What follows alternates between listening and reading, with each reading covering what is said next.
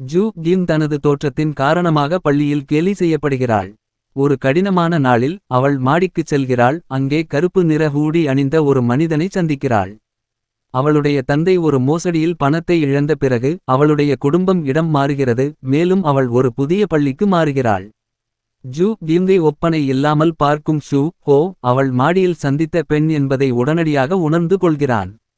இருப்பினும் அடுத்த நாள் பள்ளியில் ஷூ ஹோ அவளுடைய இரகசியத்தை கண்டுபிடிக்காதது போல் நடந்து கொள்வதால் ஜூ கிம் நிம்மதியடைகிறாள். ஜூ கிங்கின் ஒப்பனை இல்லாத முகம் வெளிப்படும் தருணத்திலிருந்து ஷூ ஹோ அவளை காப்பாற்றுகிறான். இதனால் அவன் ஏன் தனக்கு உதவினான் என்று அவள் யோசிக்கிறாள். இறுதியில் அவள் தனது இரகசியத்தை அவனிடம் வெளிப்படுத்துகிறாள். இதற்கிடையில் சியோ ஜூன் தனது ஹெல்மெட்டை திருப்பித் தருமாறு ஜூ கிங்கிற்கு அழுத்தம் கொடுக்கிறான். உணவகத்தில் ஜூ கிங்கிற்காக ஷூ ஹோவும் சியோ ஜூனும் சண்டையிடுகிறார்கள். மேலும் ஒரு முக்கோண காதல் பற்றிய வதந்திகள் பரவுகின்றன.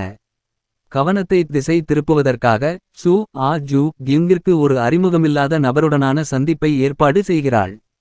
இதற்கிடையில் ஷூ ஹோவிற்கும் ஜூ கிங்கிற்கும் இடையில் ஏதோ இருப்பதை சியோ ஜூன் கவனிக்கிறான். சியோ ஜூன் ஜூ கிங்கிடம் மிகவும் அன்பாக நடந்து கொள்ளத் தொடங்குகிறான். இது ஷூ ஹோவிற்கு எரிச்சலை உண்டாக்கி அன்றிரவு ஜூ கிங்கை வெளியே அழைத்துச் செல்ல வைக்கிறது. உயர்நிலைப் பள்ளி விழாவில் ஷூ ஹோவும் சியோ ஜூனும் ஒரு கூடைப்பந்து போட்டியில் பங்கேற்கின்றனர். இருவரும் ஜூ கிங்கிற்காக போட்டியிடுகின்றனர். அவனது அன்பு பரிதாபத்தினால் வந்தது என்ற எண்ணத்தால் மனம் புண்பட்ட அவள் அவனை தவிர்க்கிறாள். இதற்கிடையில் ஷூ ஹோவை தூண்ட முயன்றபோது அறியாமல் ஜூ கிங்கை காயப்படுத்தியதற்காக சியோ ஜூன் குற்ற உணர்ச்சி கொள்கிறான்.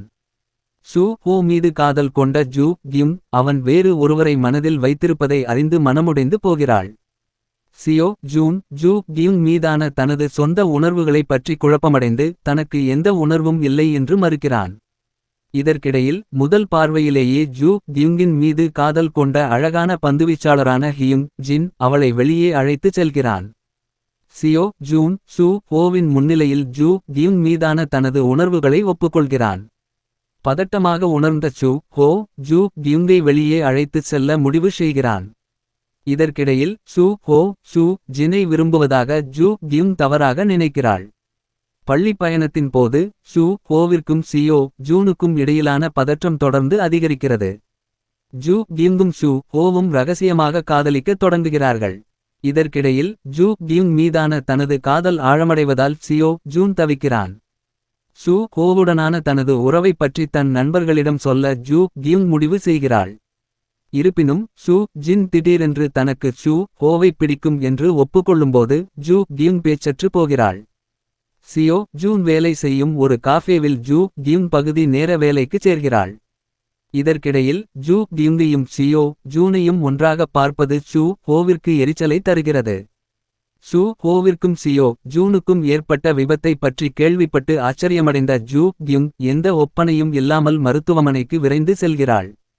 ஷூ ஹோவுடன் ஒரே அறையில் தங்கியிருக்கும் சியோ ஜூன் ஜூ கிங்கின் ஒப்பனையற்ற முகத்தை பார்க்கிறான்.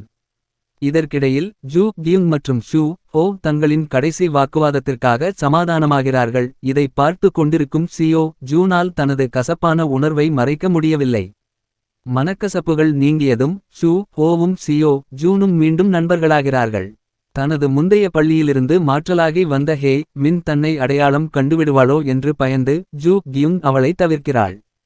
இதற்கிடையில் சியோ ஜூன் ஜூ கிம் மீதான தனது உணர்வுகளை அடக்க முயற்சிக்கிறான். ஷூ ஹோ ஜூ கிம் தனது காதலி என்று ஷூ ஜினிடம் தெளிவாக கூறுகிறான். ஜூ கிங்கின் ஒப்பனை இல்லாத முகத்தின் காணொளி ஒன்று பொதுவெளியில் வெளியான பிறகு அவள் பீதியுடன் பள்ளியை விட்டு வெளியே ஓடுகிறாள். அவளது குடும்பத்தினருக்கு கூட கொடுமைப்படுத்துதல் பற்றி தெரியவர ஜூ கிம் மிகவும் கடினமான நேரத்தை எதிர்கொள்கிறாள்.